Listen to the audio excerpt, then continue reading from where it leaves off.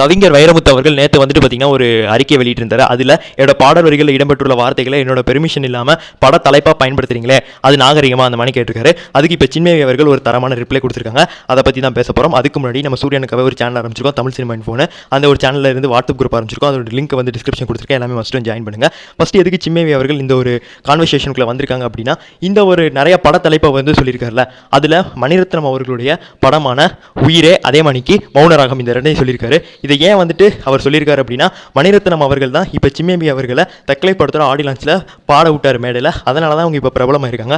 அதனால் அவரை தாக்குறதுக்கு தான் இந்த மணிக்கு வந்து விட்டுருக்காங்க.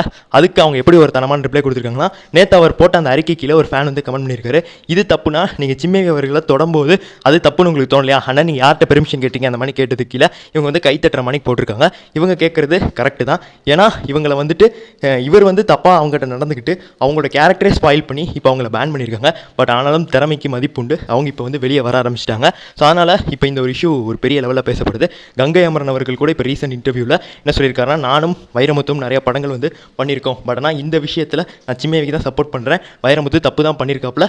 ஸோ அவரோட ஒரு மனிதனாக தோத்துட்டாரு, என்னென்ன தூக்கி ஜெயிலில் போட போகிறீங்களா அந்த மணிக்கு ரொம்ப ஓப்பன் ஃபார்வர்டாக பேசிட்டாரு.